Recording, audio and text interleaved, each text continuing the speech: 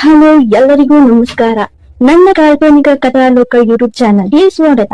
ಇನ್ನು ಯಾರೆಲ್ಲ ಸಬ್ಸ್ಕ್ರೈಬ್ ಆಗಿದ್ದು ಬೇಗ ಸಬ್ಸ್ಕ್ರೈಬ್ ಆಗಿ, ಹಾಗೆ ಮುಂದಿನ ಅಪ್ಡೇಟ್ಸ್ ಗಳಿಗಾಗಿ ಬೆಲ್ ಐಕಾನ್ ಅನ್ನು ಒತ್ತುವುದು ಮರೆಯದಿರಿ. ಶೇರ್ ಕಮೆಂಟ್ ಮಾಡೋದು ಮರೆಯದಿರಿ. 15 ನಿಮಿಷಕ್ಕೆ ಅವಳ ಬೆಳೆದ ಮನೆಗೆ ಓಡೋಡಿ ಬಂದ್ಲು. ಮನೆಯ ಬಳಿ ಒಂದು ಸಣ್ಣ ಲೈಟ್ ಕೂಡ ಇಲ್ಲ. ದೀಪ ಯಾಕೆ ಉರಿತಿಲ್ಲ ಎಂದು ಆಶ್ಚರ್ಯದಿಂದ ನೋಡಿದ್ಲು. ತಕ್ಷಣ ಕರೆ ಬಂತು. ಹಲೋ, ನನ್ನ ಮನೆ ಹತ್ರನೇ ಇದ್ದೀನಿ ಎಂದ್ಲು. ಮನೆ ಹಿಂದೆ ಬೇಗ ಬಾ ಎಂದನವ. ಬಂದೆ ಬಂದೆ ಎಂದು ಓಡಿದ್ಲು. ಆದರೆ ಆತನು ಹೇಳಿದ ಜಾಗಕ್ಕೆ ಬಂದಾಗ ಅವಳ ಕಣ್ಣಿಗೆ ಏನೂ ಕಾಣಿಸ್ತಿಲ್ಲ. ಮೊಬೈಲ್ ಬೆಳಕಲ್ಲಿ ನೋಡಲು ಟಾರ್ಚ್ ಹಾಕಬೇಕು. ಅಷ್ಟರಲ್ಲಿ ಅವಳ ಹಿಂದೆ ಬಂದವನು ಅವಳ ಕೈಯಿಂದ ಮೊಬೈಲ್ ಕಿತ್ಕೊಂಡ್ಬಿಟ್ಟಿದ್ದ. ಈಗಂತೂ ಕಣ್ಣಿಗೆ ಕತ್ಲು ಬಿಟ್ಟು ಬೇರೇನೂ ಇಲ್ಲ. ಯಾರಿದ್ದೀರಾ ಎಂದು ಅರ್ಚಿದ್ಲು. ಅವಳ ಕಿವಿಗೆ ಯಾರೋ ಇರೋದು ಸ್ಪಷ್ಟವಾಗಿತ್ತು.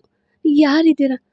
ವಿರಾಜ್ ಸರ್, ವಿರಾಜ್ ಸರ್ ಎಂದು ಆತಂಕಗೊಂಡವಳ ಕಣ್ಣೀರಿನ ಹನಿಗಳು ಅವಳ ಕೆನ್ನೆ ನೋಡಲಾರಂಭಿಸಿದೆ.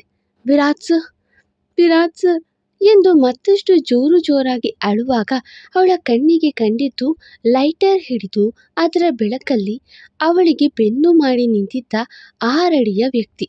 ಯಾರೆಂದು ಅವಳಿಗೆ ತಿಳಿದಿಲ್ಲ. ಆ ಲೈಟರ್ ಬೆಳಕು ಸಾಲದ ಬರ್ತಿತ್ತು. ನಂತರ ಅದೇ ಬೆಳಕಲ್ಲಿ ಅವಳತ್ತ ತಿರುಗಿದವನ ಸೂಕ್ಷ್ಮವಾಗಿ ಗಮನಿಸುತ್ತಾ ನಿಂತಳು. ಆತ ಲೈಟರ್ನ ಹಾಗೆ ಹಿಡಿದು ಕೊಂಚವಾಗಿ ಪಕ್ಕವಿದ್ದ ಸೌದೆಗಳ ರಾಶಿಗೆ ಬೆಂಕಿ ಅಂಟಿಸಿ ಅವಳತ್ತ ನೋಡಿ ಗುಳಿಕೆನ್ನೆ ತೋರಿದ. ಆ ಕ್ಯಾಂಪ್ ಫೈರ್ ಬೆಳಕಲ್ಲಿ ಅವನ ಮುಖ ನೋಡ್ದವಳೆ ವಿರಾಜ್ ಸರ್ ಎಂದು ಕೂಗಿದ್ಲು. ಹಾಗೆ ಅವಳ ಕಡೆ ನಿಂತು ನೋಡ್ತಾ, ಅಲ್ಲ, ಈ ಮಿಡಲ್ ಕ್ಲಾಸ್ ಮಂಡೋದ್ರಿಯ ಲಂಕಾಧಿಪತಿ ಎಂದ ಅದೇ ನಗು ಮುಂದುವರಿಸುತ್ತ. ಓಡೋಡಿ ಬಂದವಳು ಅವನ ಕೊರಳಿಗಪ್ಪಿದಳು. ಆಗ ಅವಳ ಕಾಲು ಭೂಮಿಯಿಂದ 1/2 ಅಡಿ ಮೇಲಿತ್ತು. ಅವಳನ್ನ ಅಷ್ಟೇ ಹುಷಾರಾಗಿ ಸಂಭಾಳಿಸುತ್ತಾ ಅಪ್ಪಿಡಿದು, ಹೇಗಿತ್ತು ಚಮಕ್ಕು ಎಂದ. ಅವನನ್ನ ನೋಡಿದ ನೆಮ್ಮದಿಯ ಜೊತೆಗೆ ಅವನಿಗೇನಾಯ್ತು ಎಂದು ಬಡಿದುಕೊಳ್ತಿದ್ದ ಅವಳ ಹೃದಯವನ್ನ ಹತೋಟಿಗೆ ತರಲಾಗದೆ ಇನ್ನೂ ಅಳ್ತಿದ್ದಳು ಸಿರಿ. ಬಾಯ್ಸ್ ಬದಲಿಸಿದ್ದು ಇಷ್ಟ ಆಯ್ತು ಬಂಗಾರಿ ಎಂದು ಮೆತ್ತಗೆ ಕೇಳಿದ. ಅವಳಿಗೀಗ ಸಿಕ್ಕಾಪಟ್ಟೆ ಕೋಪ ಬಂದ್ಬಿಟ್ಟಿತ್ತು. ಆತ ಈ ರೀತಿಯ ಚಮಕ್ ಕೊಟ್ಟು ತಮಾಷೆ ನೋಡುವ ಅವಶ್ಯಕತೆ ಏನಿತ್ತು ಎಂದು. ತಕ್ಷಣ ಅವನನ್ನ ಬಿಟ್ಟು ದೂರ ನಿಂತವಳು, ಈ ರೀತಿ ತಮಾಷೆ ಮಾಡಿ ಹೆದರ್ಸ್ಬೇಕಿತ್ತ ವಿರಾಜ್ ಸರ್? ನನಗೆ ಸಿಕ್ಕಾಪಟ್ಟೆ ಭಯ ಆಗಿತ್ತು ಗೊತ್ತಾ? ನಾನು ನಿಮಗೆ ಏನಾಯ್ತು ಅಂತ ಎಷ್ಟು ಹೆದರಿದೆ ಅಂತ ನಿಮ್ಗೆ ಗೊತ್ತಾ ಎಂದು ಅಳು ಮುಂದುವರಿಸುತ್ತಲೇ ಕೇಳಿದ್ಲು. ಬಂಗಾರಿ ನಿಂಗೆ ಎಂದು ಆತ ಮತ್ತೇನೋ ಹೇಳೋ ಮುನ್ನವೇ, ಸಾಕು, ಇನ್ನು ನಾನು ನಿಮ್ಮ ಕತೆ ಕೇಳಲ್ಲ. ನನಗಿನ್ನೂ ಕೈ ಕಾಲು ಅದರ್ತಿದೆ. ಒಂದೇ ಉಸಿರಲ್ಲಿ ನಿಮಗೆ ಏನಾಯಿತು ಅಂತ ಎಷ್ಟು ಒದ್ದಾಡ್ಕೊಂಡು ಬಂದೆ ಗೊತ್ತಾ?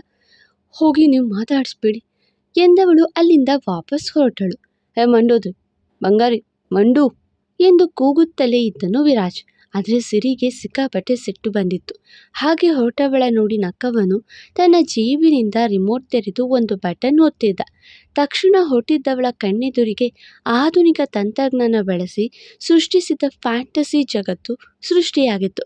ದೊಡ್ಡ ಹಣಬೆಯಾಕಾರದ ಕೃತಕ ಲೈಟ್ ಬೆಳಕಿನ ಮಧ್ಯೆ ಅಲ್ಲಲ್ಲಿ ಬಾನಂಗಳದ ತಾರೆಗಳು ಕಣ್ಣು ಸೆಳೆದವು. ಬಣ್ಣ ಬಣ್ಣದ ಚಿಟ್ಟೆಗಳು ಕಣ್ಣೆದುರಿಗೆ ಹಾರಾಡುತ್ತಿರುವಂತೆ ಆಕರ್ಷಿಸಿದ್ರೆ, ಬೆಳಕನ್ನು ತನ್ನ ಉದರದಲ್ಲಿ ತುಂಬಿಸಿಕೊಂಡು ಮರ ಗಿಡಗಳನ್ನಾವರಿಸಿದ ಬೆಂಕಿ ಹುಳುಗಳು ಕೂಡ ಅವಳ ಗಮನ ಸೆಳೆಯಿತು.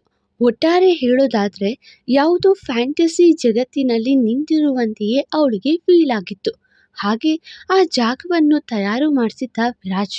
ಎಲ್ಲವನ್ನು ನೋಡ್ತಾ ಅವಳ ಸಿಟ್ಟು ಮಾಯವಾಗಿತ್ತು. ಅವಳಿಗೂ ಅರಿವಾಗಿತ್ತು ಇವೆಲ್ಲ ಮಾಡಿಸಲು ಲಂಕಾಧಿಪತಿ ಮನೆಗೆ ಬಂದಿರಲಿಲ್ಲ ಎಂದು. ಒಮ್ಮೆ ಅವನ ಕಡೆ ನೋಡಿದ್ಲು. ಹೇಗಿದೆ ಎಂದು ಕಣ್ಣಲ್ಲಿ ಕೇಳಿದ. ನಾನು ಹೊರಟೆ ಎಂದು ಅಲ್ಲಿಂದ ಮತ್ತೆ ಮುನ್ನಡೆದಳು. ಬಂಗಾರಿ, ಇದಕ್ಕೆಲ್ಲ ಮೋಸ ಮಾಡಬೇಡ ಎಂದು ಕೂಗಿ ಹೇಳಿದವನು ಮತ್ತೊಂದು ಬಟನ್ ಆ ರಿಮೋಟ್ ಬಳಸಿ ಒತ್ತಿದ. ತಕ್ಷಣ ಅವಳ ಮೇಲೆ ಹೂಮಳೆ ಶುರುವಾಯಿತು. ಆ ಹೂಮಳೆಯಲ್ಲಿ ನೆನೆದವಳ ಮನಸ್ಸು ಮತ್ತಷ್ಟು ಮೆತ್ತಗಾಯಿತು. ರಾಶಿ ರಾಶಿ ಹೂಗಳು ಅವಳ ತನುಮನ ಸೇರಿದ್ರೆ ಅವಳ ನಗು ಸಂತೋಷವನ್ನು ನೋಡ್ತಾ ನಿಂತಿದ್ದ ಲಂಕಾಧಿಪತಿಗೆ ಖುಷಿಯಾಗಿತ್ತು. ಹೆಂಡತಿಯ ಮೊಗದಲ್ಲಿ ನಗು ಮೂಡಿಸಲು ಕಷ್ಟಪಡುವ ಗಂಡ ಸಿಕ್ಕರೆ ಯಾರಿಗೆ ತಾನೇ ಖುಷಿಯಾಗಲ್ಲ? ಅವರೇ ಭಾಗ್ಯವಂತರಲ್ಲವೇ? ಅದೇ ಅನಿಸಿತು ಸಿರಿಗೆ. ಇನ್ನು ಅವಳಿಂದ ದೂರವಾಗಿರಲು ಆಗಲಿಲ್ಲ ಅವನಿಗೆ. ಹೂವಿನ ಜೊತೆಗೆ ಹೂವಾಗಿದ್ದವಳ ಸವಿಯುವ ಹೂದುಂಬಿಯಂತೆ ಸನಿಹಕ್ಕೆ ಬಂದು ಬಿಟ್ಟಿದ್ದ. ಅವಳಿನ್ನೂ ಆ ಹೂಗಳ ಲೋಕದಲ್ಲೇ ಇದ್ದಳು. ಆದರೆ ಸಮೀಪಿಸಿದವನು ತಡ ಮಾಡದೆ ಕೆನ್ನೆಗೆ ಮುತ್ತಿಟ್ಟಿದ್ದ. ಆದರೆ ಸಿರಿಗೆ ಅವನನ್ನ ಇನ್ನಷ್ಟು ಕಾಡುವ ಮನವಾಯಿತು. ತಕ್ಷಣ ಕೆನ್ನೆ ಒರೆಸ್ಕೊಂಡು ನಾನು ಹೊರಟೆ ಎಂದು ಮತ್ತೆ ಹೋಗುವ ಮಾತಾಡಿದ್ಲು. ಅವನಿಗೂ ಗೊತ್ತು ಅವಳು ಅವನನ್ನ ಸತಾಯಿಸ್ತಿದ್ದಾಳೆ ಎಂದು. ನಗು ಮುಂದುವರಿಸುತ್ತಲೇ ಅವಳ ಕೈ ಹಿಡಿದು ತನ್ನ ಬಳಿ ಸೆಳೆದ. ಬಿಡಿ ಸರ್, ನಾನು ನಿಮ್ಮ ಜೊತೆಗೆ ಮಾತಾಡಲ್ಲ. ನನಗೆ ನಿಮ್ಮ ಮೇಲೆ ಕೋಪ ಇದೆ ಎಂದು ಮೂತಿ ಉಬ್ಬಿಸಿಯೇ ಮಾತಾಡಿದ್ಲು. ನನ್ನ ಬಂಗಾರಿಗೆ ಕೋಪ ಬಂದಿದ್ಯಾ? ಅದಕ್ಕೆ ಯಾವಾಗ್ಲೂಗಿಂತ ಇವತ್ತು ಸಿಕ್ಕಾಪಟ್ಟೆ ಸ್ವೀಟಾಗಿ ಕಾಣಿಸ್ತಿರೋದು ಎನ್ನುತ್ತಾ ಅವಳ ಶಿರದ ಮೇಲಿದ್ದ ಹೂಗಳನ್ನು ತೆರೆದಾಕುತ್ತಿದ್ದ. ನಿಮಗೆ ನನ್ನ ಅಳು ನೋಡೋಕೆ ಇಷ್ಟ ಅಲ್ವಾ? ಅದಕ್ಕೆ ಆ ರೀತಿ ಏಮಾರಿಸಿ ಕಾಲ್ ಮಾಡಿದ್ದು ಎಂದವಳ ತುಟಿ ಮೇಲೆ ತನ್ನ ಬೆರಳಿಟ್ಟವನು, ಈ ಕಣ್ಣಲ್ಲಿ ತಮಾಷೆಗೂ ಅಳು ತರಿಸುವ ಆಲೋಚನೆ ಲಂಕಾಧಿಪತಿ ಮಾಡಲ್ಲ ಮಂಡೋದ್ರಿ. ಆದರೆ ಈ ಘಟನೆ, ಈ ಗಳಿಗೆ, ಈ ಕ್ಷಣ ನಮ್ಮ ಬದುಕಲ್ಲಿ ಮರೆಯೋಕ್ಕಾಗದಂಥ ನೆನಪು ಕೊಡಬೇಕು ಅನ್ನಿಸ್ತು. ಮನುಷ್ಯ ಒಳ್ಳೆ ಕ್ಷಣಗಳನ್ನು ಬೇಗ ಮರೆತುಬಿಡ್ತಾನೆ, ಆದರೆ ಕೆಟ್ಟ ಕ್ಷಣಗಳನ್ನು ಮರೆಯೋದಕ್ಕೆ ಪ್ರಯತ್ನ ಮಾಡ್ತಾ ಮಾಡ್ತಾ ಹೆಚ್ಚು ಹೆಚ್ಚು ನೆನಪಿಟ್ಕೊಳ್ತಾನೆ. ಅದಕ್ಕೆ ಈ ರೀತಿ ಸಣ್ಣ ಚಮಕ್ ಕೊಟ್ಟರೆ ಅದು ಲೈಫ್ ಲಾಂಗ್ ನೆನಪಿರುತ್ತೆ ಅಂತ ಹಾಗೆ ಮಾಡಿದೆ ಎಂದ. ವಿರಾಜ್ ಸರ್, ನಿಮ್ಮ ಜೊತೆಗೆ ಕಳೆಯೋ ಪ್ರತಿ ಕ್ಷಣ ನನಗೆ ನೆನಪಿರುತ್ತೆ. ಪ್ರತಿ ಕ್ಷಣ ನಿಮ್ಮನ್ನು ನಿಮ್ಮ ಜೊತೆಗಿರೋ ಬಯಕೆ ಹೆಚ್ಚುತ್ತೆ. ನೀವು ಈ ರೀತಿ ಎಲ್ಲ ನೆನಪು ಕೊಡೋ ಪ್ಲ್ಯಾನ್ ಮಾಡಿದ್ದು ನನಗಿಷ್ಟ ಆಗಲಿಲ್ಲ ಎಂದಳು. ತಕ್ಷಣ ಸಾರಿ ಮಂಡೋದ್ರಿ ಎಂದ. ಆಗ ಅವಳಿಗೆ ನೆನಪಾಗಿದ್ದು ಆತ ಮೊದಲನೇ ಬಾರಿ ಕ್ಷಮೆ ಕೇಳಿದ ಕ್ಷಣ. ಆ ಕ್ಷಣ ಕೇಳೋಕೆ ಏನೋ ಮುಜುಗರ ಅಡ್ಡ ಬಂದಿತ್ತ ಅವನಿಗೆ. ಕೇಳುವಾಗ ಇದೇಕೋ ಅನಿವಾರ್ಯ ಎನ್ನುವಂತೆ ಕೇಳಿದ್ದ. ಆದರೆ ಈ ದಿನ, ಈ ಕ್ಷಣ ಆತನಲ್ಲಿ ತುಂಬ ಬದಲಾವಣೆಯಾಗಿತ್ತು. ಒಂದು ಕ್ಷಣವೂ ಆಲೋಚಿಸದೆ ಸಾರಿ ಅಂದ್ಬಿಟ್ಟಿದ್ದ. ಖುಷಿಯಾಯಿತು ಅವಳಿಗೆ. ಆದರೂ ಕಾಡಿಸುವ ಮನಸ್ಸು ಹೆಚ್ಚಾಯಿತು. ಮೊಗ ಅಕ್ಕಪಕ್ಕಕ್ಕೆ ತಿರುಗಿಸಿಕೊಂಡ್ಳು. ಬಂಗಾರಿ, ಸಾರಿ ಕಣೋ ಎಂದ. ಅತ್ತಿತ್ತಲೇ ನೋಡ್ತಿದ್ಲು. ತಕ್ಷಣ ರಿಮೋಟ್ ಬಳಸಿ ಇನ್ನೊಮ್ಮೆ ಬಟನ್ ಒತ್ತಿದ. ಆಗ ಅವಳ ಕಣ್ಣಿಗೆ ಕಂಡಿತು ಹ್ಯಾಪಿ 1 ಮಂತ್ ಆ್ಯನಿವರ್ಸರಿ ಮಂಡೋದ್ರಿ ಎಂದು ಕೃತಕ ಬೆಳಕಿನಿಂದ ಬೆಳೆದಿದ್ದ ಅಕ್ಷರಗಳು. ಅದನ್ನು ನೋಡ್ದವಳೇ ಅವನ ಕಡೆ ನೋಡಿ ನಿಜಾನಾ ಎಂದು ಕಣ್ಣಲ್ಲಿ ಕೇಳಿದ್ಲು. ಹೌದು ಬಂಗಾರಿ ಎಂದು ಸನ್ನೆ ಮಾಡಿದ್ದ. ಅವನನ್ನು ಮದುವೆಯಾಗಿ 1 ತಿಂಗಳು ಕಳೀತ. ಅವಳಿಗೆ ನಂಬೋಕೆ ಆಗ್ತಿಲ್ಲ. ಯಾಕೋ ಕಣ್ ತುಂಬಿ ಬಂತು. ಹಾಗೆ ಅವನ ಕಡೆ ನೋಡ್ತಾ ನಿಂತವಳ ಎದುರು ಬಂದವನ ಕೈಯಲ್ಲೀಗ ರೋಸ್ ಇತ್ತು. ಅವನನ್ನೇ ನೋಡ್ತಿದ್ದವಳ ಮುಂದೆ ಮಂಡಿಯೂರಿದ. ಅವಳ ಮುಖದಲ್ಲಿ ಮೆಲ್ಲ ಮೆಲ್ಲಗೆ ತುಟಿ ಅರಳ್ತಿತ್ತು. ಬಂಗಾರಿ, ಲವ್ ಯು ಎಂದು ರೋಸ್ ಅವಳ ಮುಂದಿಡಿದ. ಅವಳ ಕೈ ಅದನ್ನು ತಗೊಳ್ಳೋಕೆ ಮುಂದಾದರೂ ಕೊಂಚ ಕಾಡಿಸುವ ಮನಸ್ಸಲ್ಲಿ ಕೈ ಕಟ್ಟಿಕೊಂಡು ಅತ್ತಿತ್ತ ನೋಡಲು ಆರಂಭಿಸಿದ್ಲು. ಅವಳ ಹುಸಿ ಮುನಿಸಿಗೆ ನಕ್ಕವನು, ಬಂಗಾರಿ ಐ ಆಮ್ ಸಾರಿ ಎನ್ನುತ್ತಾ ಕಿವಿ ಹಿಡಿದುಕೊಂಡ.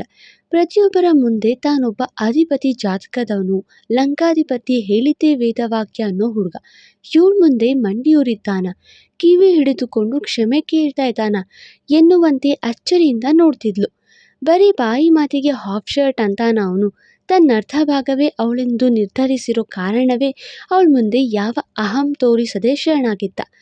ಪ್ಲೀಸ್ ಎನ್ನುತ್ತಾ ಅವಳ ಮುಂದೆ ರೋಸ್ ಹಿಡಿದನು. ಈಗ ಅವಳು ನಿರಾಕರಿಸುವ ಅವಕಾಶವೇ ಇರಲಿಲ್ಲ. ತಕ್ಷಣ ರೋಸ್ ಪಡೆದು ಐ ಲವ್ ಯು ಸರ್ ಎಂದಳು. ಹಾಗೆ ಅವಳ ಮುಂದೆ ಕೈ ಚಾಚಿದ. ಅವನ ಕೈಗೆ ಅವಳ ಕೈ ಸೇರಿಸಿದಳು. ತಕ್ಷಣ ಅವಳ ಮೃದುವಾದ ಕೈಗೆ ಮುತ್ತಿಡುತ್ತಾ ಹ್ಯಾಪಿ 1 ಮಂತ್ ಆ್ಯನಿವರ್ಸರಿ ಮಂಡೋದ್ರಿ ಎಂದ. ತುಸು ನಾಚುತ್ತಾ ಕೈ ಹಿಂದಕ್ಕೆ ತೆಗೆದುಕೊಂಡವಳು ನಾನು ಮರ್ತ್ಬಿಟ್ಟಿದ್ದೆ ಸರ್ ಎಂದಳು. ತಕ್ಷಣ ಎದ್ದು ನಿಂತವನು, ನಿನ್ನ ಮಿಡಲ್ ಕ್ಲಾಸ್ ತಲೆಯಲ್ಲಿ ಎಲ್ಲಿರುತ್ತೆ ಇವೆಲ್ಲ ಹೇಳು. ನಿಂಗೆ ನಿನ್ನ ಕುಚುಕುಗೆ ಕೊಂಚ ಧೈರ್ಯ ಸಾಲ ಕೊಟ್ಟಿಲ್ಲ, ಅಜ್ಜಿ ಪಾದಕ್ಕೆ ಎಣ್ಣೆ ಹಚ್ಚಿಲ್ಲ, ಆ ಪಿಲ್ಲ ಪಿಶಾಚಿಗೆ ಹೊಟ್ಟೆ ಪೂಜೆ ಮಾಡಿಲ್ಲ, ಅವಳ ಬಾಲಕ್ಕೆ ಹಾಲಿನ ಅಭಿಷೇಕ ಮಾಡಿಲ್ಲ, ಅವಳಮ್ಮನ ಜೊತೆಗೆ ಸ್ಟವ್ ಹಚ್ಚಿಲ್ಲ ಎಂದು ಆತ ಸಿಹಿಯಾಗಿ ಅವನದೇ ಶೈಲಿಯಲ್ಲಿ ತನ್ನ ಬಗ್ಗೆ ಬಿಟ್ಟು ಊರೂರ ಬಗ್ಗೆ ಎಲ್ಲ ನೆನಪಿರುತ್ತೆ ಎಂದು ಹೇಳ್ತಿರೋದು ನೋಡಿ ತಕ್ಷಣ ಅವನ ತುಟಿ ಮೇಲೆ ಬೆರಳಿಟ್ಟು ಸಿಕ್ಕಾಪಟ್ಟೆ ಮಾತಾಡ್ತೀರಾ ಸರ್ ನೀವು ಎಂದಳು. ಅವಳ ಕೈನ ಪಕ್ಕಕ್ಕೆ ತಳ್ಳಿದವನು ಕೊಂಚ ಒರಟಾಗಿಯೇ ಅವಳ ಸೊಂಟ ಬಳಸಿ, ಯಾಕೆ ನಿನ್ನ ಕಿವಿ ನನ್ನ ಮಾತುಗಳನ್ನು ಕೇಳಲ್ಲ ಅಂತೇನೆ ಎಂದು ಕೇಳಿದ. ಛೇ, ನಿಮ್ಮ ಮಾತುಗಳನ್ನು ಕೇಳೋಕೆ ನನ್ನ ಕಿವಿ ಯಾವತ್ತೂ ನೋ ಅನ್ನಲ್ಲ ಸರ್. ನಿಮ್ಮ ಜೊತೆಗೆ ಹೇಗಿಷ್ಟು ಬೇಗ 1 ತಿಂಗಳಾಯಿತು ಅಂತ ಗೊತ್ತಾಗಲಿಲ್ಲ. ಇನ್ನು ನಿನ್ನೆ ಮೊನ್ನೆ ಆ ದಿನಗಳು ಕಳೆದಂತಿದೆ ಎಂದಳು. ಅಮ್ಮ ಮಿಡಲ್ ಕ್ಲಾಸ್, ನಮ್ಮ ಮದುವೆ ಆಗಿ 25 ವರ್ಷ ಆಗಿರೋ ಲೆವೆಲ್ಗೆ ಮಾತಾಡಬೇಡ. ಇನ್ನೂ 1 ತಿಂಗಳಾಗಿರೋದು. ಇನ್ನು 1 ಇಯರ್ ಆ್ಯನಿವರ್ಸರಿ, 5, 10, 15, 20 ಆ್ಯಂಡ್ 25 ಹಾಗೆ 60 ವರ್ಷದ ಆ್ಯನಿವರ್ಸರಿ ಮಾಡ್ಕೊಳ್ಳೋವರೆಗೂ ಈ ಲಂಕಾಧಿಪತಿ ನಿನ್ನ ಜೊತೆಗೆ ಕನಸು ಕಂಡಿದ್ದಾನೆ ಕಣೆ. ಈಗಲೇ ಇಷ್ಟು ದೊಡ್ಡ ಡೈಲಾಗ್ ಹೇಳಬೇಡ. ಮುಂದಕ್ಕೆ ಇದೇ ಡೈಲಾಗ್ ಪದೇ ಪದೇ ಕೇಳೋಕೆ ನನ್ನ ಕಿವಿ ಬೋರ್ ಅನ್ನತ್ತೆ ಎಂದು ಹಾಸ್ಯ ಮಾಡಿದ. ಓ, ಕಿವಿ ಬೋರ್ ಅನ್ನತ್ತಾ? ಆಮೇಲೆ ಕಣ್ ಕೂಡ ಈ ಆಫ್ ಶರ್ಟ್ಗೆ ವಯಸ್ಸಾಗಿದೆ, ಶರ್ಟ್ನ ಬದಲಿಸು ಅನ್ನೋತ್ತೇನೋ ಎಂದು ಮತ್ತೆ ತುಸು ಸಿಟ್ಟಾದಳು. ಇದು ಲೈಫ್ ಟೈಮ್ ವ್ಯಾರಂಟಿ ಜೊತೆಗೆ ಗ್ಯಾರಂಟಿ ಇರೋ ಶರ್ಟ್ ಕಣೆ, ಬದಲಿಸೋ ಮಾತೇ ಇಲ್ಲ. ಈ ಲಂಗುಗೆ ಮಂಡು ವಿಕ್ಸ್ ಎಂದು ಹೇಗೆ ಮಾತಾಡ್ತಾ ಇರ್ತೀಯಾ, ಇಲ್ಲ ಒಂದು ವಿಶ್ ಮಾಡ್ತೀಯಾ ಎಂದಾಗಲೇ ಅವಳಿಗೆ ನೆನಪಾಗಿದ್ದು ತಾನು ವಿಶ್ ಮಾಡಬೇಕು ಎಂದು.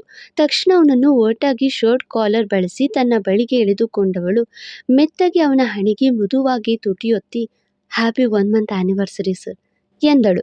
ಗುಳಿಕೆನ್ನೇಲಿ ನಗುತ್ತಾ, ಜೀವನ ಪಾವನ ಆಗೋಯ್ತು ಎಂದು ನೀವು ಹುಡುಗಿರು ಅದ್ಯಾಕೆ ಭೇದ ಭಾವ ತೋರಿಸ್ತೀರಾ ಎಂದ. ಅವಳಿಗೆ ಅರ್ಥ ಆಗಲಿಲ್ಲ. ಏನು ಸರ್, ಅರ್ಥ ಆಗಲಿಲ್ಲ ಎಂದಳು. ಅಲ್ಲ, ಹಣೆ ಮತ್ತು ತುಟಿ ಎರಡು ಮುಗ್ದಲ ಇದೆ ತಾನೆ, ಅದಕ್ಕೊಂದು ನ್ಯಾಯ ಇದಕ್ಕೊಂದು ನ್ಯಾಯ ಯಾಕೆ ಮಾಡೋದು ಅಂತ. ಹಣೆಗೆ ಮಾತ್ರ ಮುತ್ಕೊಟ್ಟು ತುಟಿಗೆ ಮೋಸ ಮಾಡಿದ್ರೆ ಪಾಪ ಅದ್ಯಾರ ಬಳಿ ಹೋಗಿ ಚಾಡಿ ಹೇಳುತ್ತೆ. ಇದು ಭೇದ ಭಾವ ಅಲ್ವಾ ಬಂಗಾರಿ ಎಂದವನ ಮಾತಿಗೀಗ ಅರಿವಾಗಿ ನಗು ಬಂದ್ಬಿಟ್ಟಿತ್ತು ಅವಳಿಗೆ. ತಕ್ಷಣ ಬೆನ್ನು ಮಾಡಿ ನಿಂತು, ನೀವು ಲಂಕಾಧಿಪತಿ ಅಲ್ಲ ಸರ್, ಭೋಲಿಪತಿ ಎಂದಳು. ಅವನಿಗೆ ಸರ್ಪ್ರೈಸ್ ಕೊಡಬೇಕು ಅಂತಲೇ ಉಟ್ಟಿಕೊಂಡಿದ್ದ ಸೀರೆ, ಕೈ ತುಂಬಿದ್ದ ಬಳೆಗಳು, ಮುರಿದಿದ್ದ ಮಲ್ಲಿಗೆನ ಸರಿಯಾಗಿ ಗಮನಿಸಿದವನು, ನಾನಷ್ಟೇ ಪೌಲಿಪತಿ ಅಂತ ಚಾಡಿ ಹೇಳಬೇಡ್ವೆ, ನೀನು ನಾಟಿ ಶರ್ಟೆ, ಇಷ್ಟೆಲ್ಲ ಸಿಂಗಾರ ಮಾಡಿಕೊಂಡು ಏನು ಊರ್ ತೇರು ನೋಡೋಕೆ ಹೋಗಿದ್ದ ಈ ರಾತ್ರಿಯಲ್ಲಿ? ಈ ಪೌಲಿಪತಿ ತಲೆನ ಕೆಡ್ಸೋಕೆ ತಾನೇ ಪ್ಲ್ಯಾನ್ ಮಾಡಿದ್ದೆ ಎಂದು ಕಿವಿಯಲ್ಲಿ ಪಿಸುಗುಟ್ಟಿದ. ತುಸು ನಾಚಿ, ನಿಮಗೆ ನಾನು ಕೂಡ ಒಂದು ಸರ್ಪ್ರೈಸ್ ಪ್ಲ್ಯಾನ್ ಮಾಡಿದ್ದೆ ಎಂದವಳು. ಆ ಉಂಗುರದ ಡಬ್ಬಿ ಮನೆಯಲ್ಲೇ ಬಿಟ್ಟು ಬಂದಿರೋದು ನೆನೆದು, ನಿಮ್ಮ ಪ್ಲ್ಯಾನಿಂದ ಅದು ಫ್ಲಾಪ್ ಆಗೋಯ್ತು ಎಂದಳು. ಎಲ್ಲೇ ಬಿಡು ಬಂಗಾರಿ, ಇಲ್ಲಿ ಮುಗಿಸ್ಕೊಂಡು ಅಲ್ಲಿ ಮುಂದುವರ್ಸೋಣ ಎಂದು ಕೆನ್ನೆಗೆ ಮುತ್ತಿಟ್ಟು ನಕ್ಕನು. ಅವಳು ಕೂಡ ತಲೆ ಆಡಿಸುವಾಗ, ಬಾ ಕೇಕ್ ಕಾಯ್ತಿದೆ ಎಂದು ಕೇಕ್ ಇದ್ದ ಕಡೆಗೆ ಕರೆದುಕೊಂಡು ಹೃದಯಾಕಾರದ ಕೇಕ್ ಕತ್ತರಿಸಿ ಅವಳಿಗೂ ತಿನ್ನಿಸಿ ತಾನು ತಿನ್ನಿಸಿಕೊಂಡ. ಹಾಗೆ ಎಲ್ಲ ಮುಗಿಯಿತು ಎನ್ನುಕೊಳ್ಳುವಾಗಲೇ ಅವಳ ಕೈಗೆ ಒಂದು ಭಾರವಾದ ಗಿಫ್ಟ್ ಬಾಕ್ಸ್ ಕೊಟ್ಟ. ಏನ್ ಸರ್ ಇದು ಎಂದಳು. ತೆಗೆ ಬಂಗಾರಿ ಎಂದ. ಹಾಗೆ ತೆರೆದವಳ ಕಣ್ಣಿಗೆ ವಜ್ರದ ನೆಕ್ಲೇಸ್ ಹಾಗೂ ಓಲೆ ಕಂಡವು. ಇಷ್ಟು ಕಾಸ್ಟ್ಲಿ ಗಿಫ್ಟ್ ಎಂದು ನೋಡುವಾಗಲೇ, ಗಿಫ್ಟ್ಗೆ ಬೆಲೆ ಕಟ್ಬಿಡ್ವೆ, ಇದು ನನ್ನ ಮಂಡೋದ್ರಿಗೆ ನಾನು ತಂದಿರೋ ಗಿಫ್ಟ್ ಎಂದು ತಾನೇ ಅವಳ ಕೋಳಿಗೆ ಮೆಲ್ಲಗೆ ನೆಕ್ಲೇಸ್ ಹಾಗೆ ಕಿವಿಗಳಿಗೆ ಓಲೆ ಹಾಕಿ ನೋಡಿದ. ಸಿರಿಗೆ ವಜ್ರದ ಓಲೆಗಳು ಹಾಗೆ ಆ ನೆಕ್ಲೇಸ್ ಹೇಳಿ ಮಾಡಿಸಿದ ಹಾಗಿತ್ತು. ವಾವ್, ಈಗ ಅರ್ಥ ಆಗ್ತಿದೆ ನಾರಿಯರಿಗೆ ಈ ಒಡವೆಗಳು ಯಾಕೆ ಮುಖ್ಯ ಅಂತ. ಒಡವೆಗಳ ಸೌಂದರ್ಯ ಹೆಚ್ಚೋಕೆ ಈ ಹೆಣ್ಣು ಮಕ್ಕಳು ಹುಟ್ಟಿರೋದು ಎಂದು ದೃಷ್ಟಿ ತೆರೆದ. ಮತ್ತೆ ಈ ಗಂಡು ಮಕ್ಕಳು ಯಾಕೆ ಹುಟ್ಟಿರೋದು ಎಂದು ತರಲೆ ಪ್ರಶ್ನೆ ಮಾಡಿದ್ಲು. ಅವಳ ಭುಜಗಳ ಮೇಲೆ ತನ್ನೆರಡೂ ಕೈ ಹಾಕಿ ನಗುತ್ತಾ, ಈ ಅಂದವಾದ ಹೆಣ್ಣು ಮಕ್ಕಳನ್ನ ಈ ಒಡವೆ ವಸ್ತುದಲ್ಲಿ ನೋಡ್ತಾ ವಂಶ ಅಭಿವೃದ್ಧಿ ಮಾಡೋಕೆ ಎಂದ ಅಷ್ಟೇ ತುಂಟತನದಲ್ಲಿ. ಲಂಕಾಧಿಪತಿ ಕೊಟ್ಟ ಗಿಫ್ಟ್ ಹೇಗಿದೆ, ಸರ್ಪ್ರೈಸ್ ಹೇಗಿತ್ತು, ಹಾಗೆ ಇವರ ಬ್ಯೂಟಿಫುಲ್ ಎಪಿಸೋಡ್ ಇನ್ನು ಮುಂದುವರಿಯುತ್ತೆ. ಸದ್ಯಕ್ಕೆ ಬ್ರೇಕ್, ಮತ್ತೆ ಸಿಗುವ. Thank you. ಫಾಲೋ ಮಾಡಿ ಕಾಲ್ಪನಿಕ ಕಥಾಲೋಕ.